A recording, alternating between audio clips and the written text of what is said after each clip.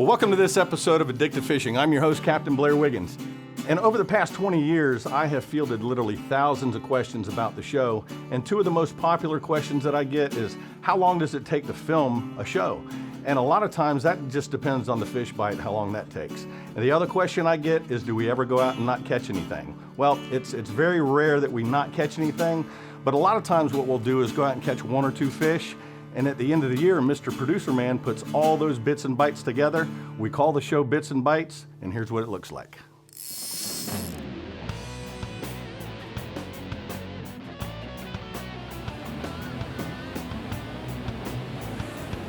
Fish are over there, Blair. See them rolling? Yeah, man. That's pretty in the morning. That's what they look like over here, huh? Yeah. Yep.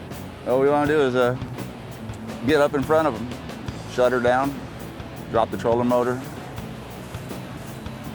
fish them off the back. Sounds like fun. Sounds like we do it up in Cocoa. Same flavor fish. Same fish, different coast. Yeah, that's right. Oh, my favorite. They are my favorite. As long as they're under 90 pounds? Yeah. Yeah, let's go get them, man. Just turn it on in here? Yeah, just shut her down and drop that troller and we'll ease on in there. And see what happens. Try to stay ahead of them. See if the old Tara works here. And there she goes. Right through the nose on them? Yeah, that little pocket right in front of the eye. It's tarpon fishing. You hook them the same way everywhere, just like that. Right. Spanish sardine. Right there. All right. Here they come, Blair.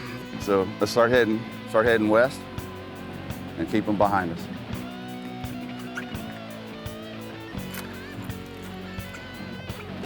We are heading west.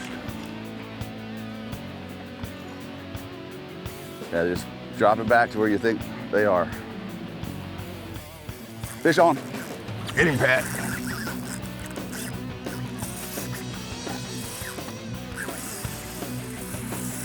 You just want me to keep running this way? Yeah, you want to get double.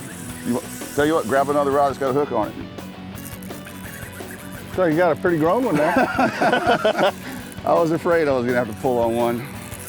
Ah, you love it, you know you do. It's just into that 30-minute fight is when it gets tough.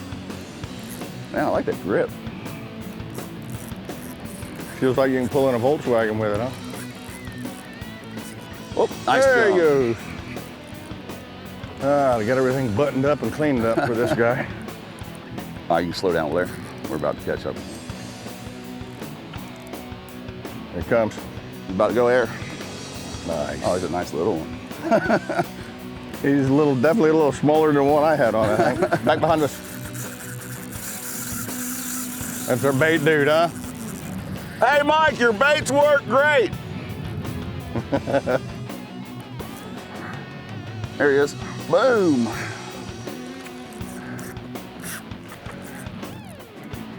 You ain't rolled her yet. No, she's still going forward. Oh, Mike jumping right in the boat. I'll catch her.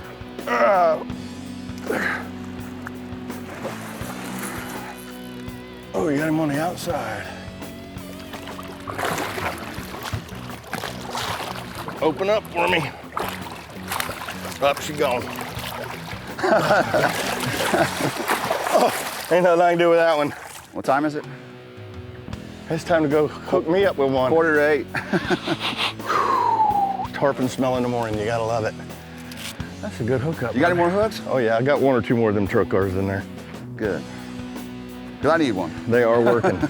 We're gonna get rigged up and show you another one of them guys, hopefully get to hold him. Yeah, you're pulling on them this time. Okay, I'll do that. Because I need a break.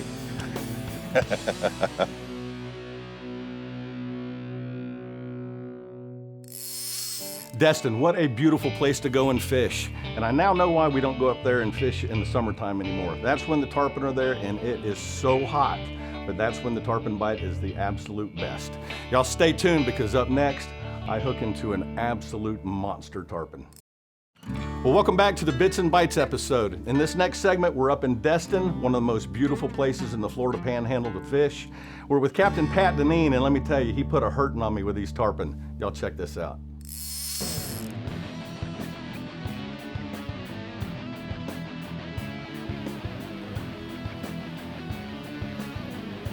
Free jumper. Was that a free jumper out there? Yeah, I think so. Gotta say, I do like your technique here.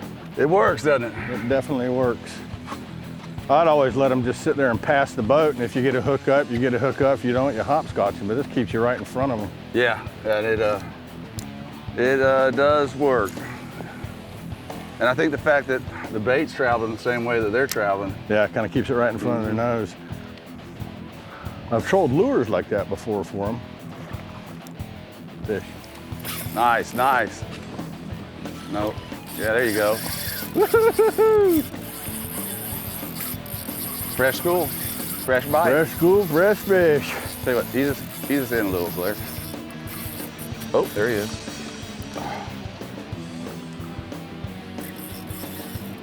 Well, guys, it's been a long time coming. You see the sun's way up now. The water's this beautiful aqua color that Destin is absolutely known for.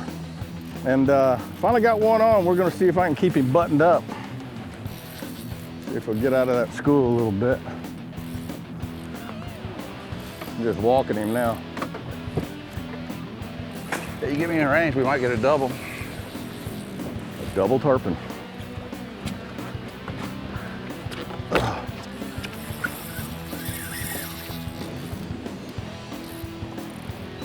I'm glad it's you, not me, Blair. Good job. Oh, it ain't that. He ain't a, or should I say, she ain't a giant one like the other two were. At least I don't think it was. I did get about a half a look at it. Yeah, only half it came out of the water. He's swimming with his buddies. Yeah, he ain't out of that school yet.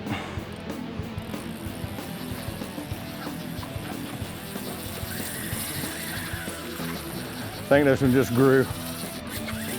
There you go.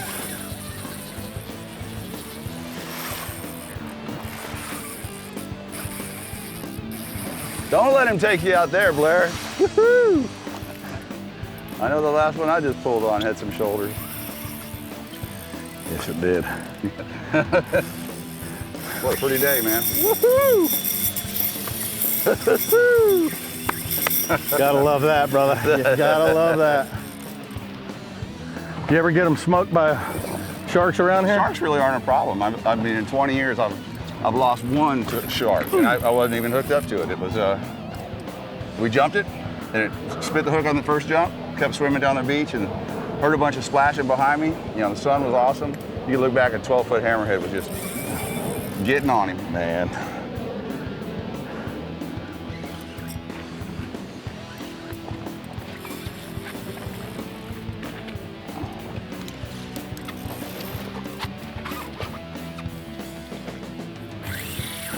Oh, nice. That ain't a bad fish. No, it's not a bad fish. I didn't think he was quite that size. So Pat, you think all these tarpon are coming up like from Homosassa all up the East Coast and they just follow up around Steenahatchee? And I think so, man. Yeah, that one that we caught a couple years ago, that was golden. You ever see that one? yeah. It was videoed in Canaveral 2 days before we caught it here. Really? Nice. Man, this was here putting on a show. He's gonna do it again. Oh, that was cool. It ain't like I don't have any pressure on him.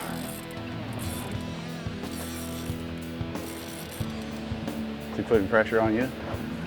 I always leak like this. I've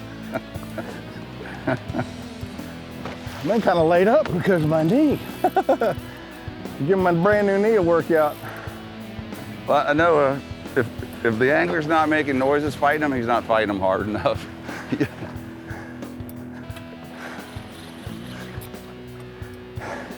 Instead of swimming that way, you want to pull against it. Pull to the tail. And keep the line over their back. Oh, I thought he was gonna air out again for you, Blair.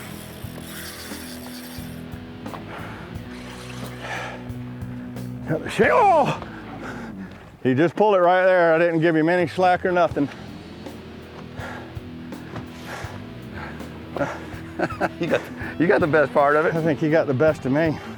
Yeah, the hook just pulled. I'll be darned.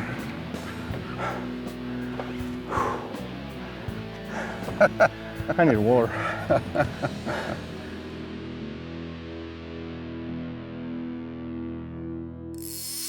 You know, I hooked 4 tarpon that day, fought them all back to back to back to back, and did not get one close enough to boat to get our hands on. The one you did see us catch, that was Captain Pat's pet, I think, because that one swam to the boat and let it go, and that was the easiest fish of the day. Up next, we're taking it back down to the Space Coast for some of the most incredible cobia footage that you've ever seen. Y'all stay tuned. Well, welcome back. I'm Captain Blair Wiggins, and you're watching Addictive Fishing Television. If you happen to miss this year's show called Devil's Cobia, you miss one of the most amazing and natural occurrences that happens on the East Coast. It's the big manta rays that migrate through the Space Coast, and we were there.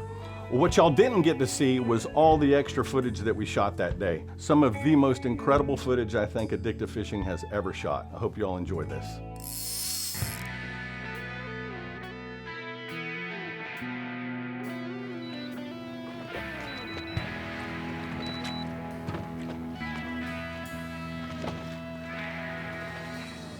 Man, I want to tie on a bucktail so bad.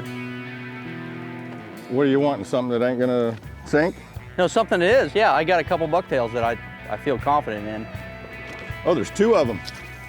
2 rays or Yeah, fish? 2 rays. Sink, sink, sink, sink, sink. There's a fish. There we go. Let me pull the motor up, No, the trolling motor. just another little tiny dink.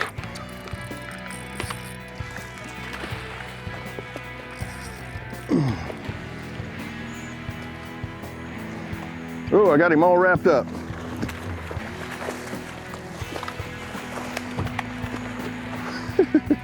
He ain't happy. It's my turn to do something godlike, huh? Yeah, grab that D hooker. Might need to use that big D hooker. You mean the gaff? Like the gaff. Can you see the hook? Oh yeah, good. Yeah, it's up on the outside. Inside, this is the gaff. I'll do the gaff.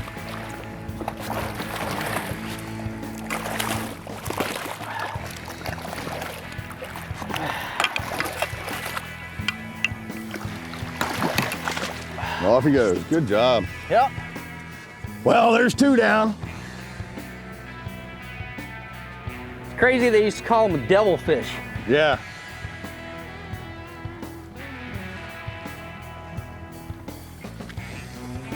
Going down.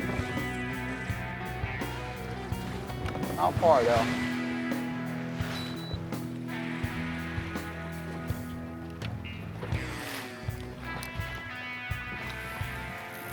You go down? Oh, there he is. Cobia's on him. I got one on. There's a bigger one. Spit that out. I don't want that. I don't want you. I want a big one.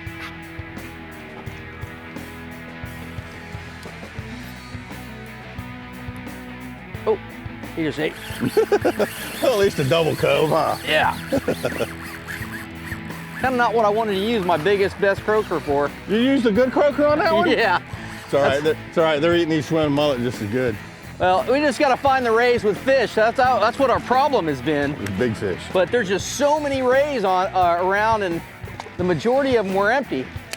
Guys, I have been trying for I don't know how many years to get a cobia show, or even to show the rays up like this. The very first show we did, Blair. We didn't have them up like this. No, that's true, but we caught a bunch of cobias that day. Yeah, we just did not have them on like this. Come on, dude. Here's that D hooker. I'm not even gonna touch this one.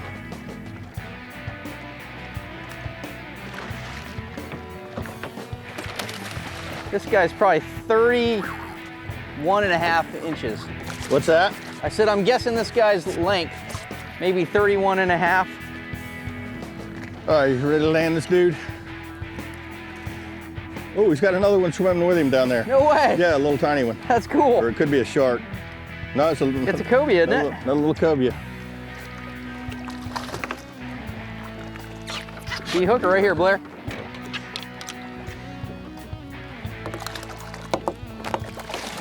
That little cubby right there, he's coming up. There he is. Go with your buddy. I think that's the one I let go. Yeah. It's like, you're gonna let my short buddy go or what? Double cobia and 100,000 rays. Yeah.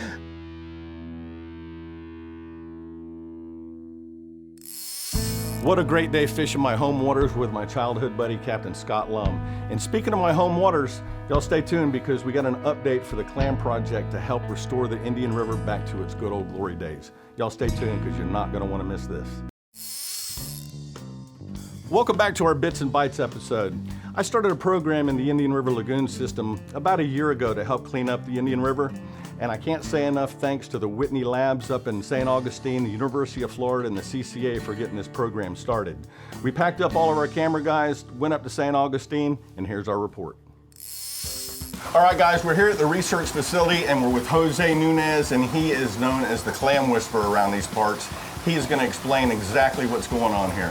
What we have here is we have the super clams. We have clams that survive the events at the Mosquito Lagoon. They survive all the oxygen depletion and all the algal blooms. And we brought them here at the lab. This is a broodstock that we have right here. I've seen many of them out digging them up, but they have disappeared in the past few years. Yeah, and they're probably about 8, 9 years old, these clams right here. And what we did at the lab, we spawned them the following day after collecting them. And then we raise them all the way to juvenile size right now. And how many did you say in that little vial there? In the little vial, what you can see here is 1.5 million clams. And that's what they look like when they're 5 days old. 5 days. That's how many clams you can put in probably a tablespoon, less than a tablespoon. That's pretty cool. This is about a year and 6 months, maybe a year and a half. This is where we're headed. This is the kinds of guys we want to see everywhere in the IRL and bigger. The process has been going on now for roughly 2 months of successful nursery activity. As we move forward, our strategy is to move from cleaner water to dirtier water and kind of attack that dirty water from a lot of different angles. But as we do that through the series of reproduction in our program, we'll move forward in our leases and put these kind of, I call them like frontier colonies out there so that they're reproducing and filtering water at the same time, doing those things we want them to do. And they're moving us toward better water quality. You know, I've had hundreds of people come and ask me how they can get involved in the Indian River Clam Project, and I say, right now we need money, not manpower. We need the money to help Jose to look over the next generation of clams that are coming up out there. And I encourage every coastal community out there to take a look at this project, because if you have clean water, you're gonna have a clean estuary. If we're taking clams out and not putting them back in, you need to have the sustainability out there to keep the clam population going. It'll keep your estuaries clean. If y'all want to get involved in the Indian River Clam Project, make sure you go to irlclamproject.com. You can go there and buy a clam. We'll see you next week. Come on. What a bite. Check out more footage from this show by logging on to addictivefishing.com for outtakes and bloopers. That's right. A fish? Oh, God dang it. Oh, not another giant. Bummer. Ooh. We got about, yeah, go. There he went. There.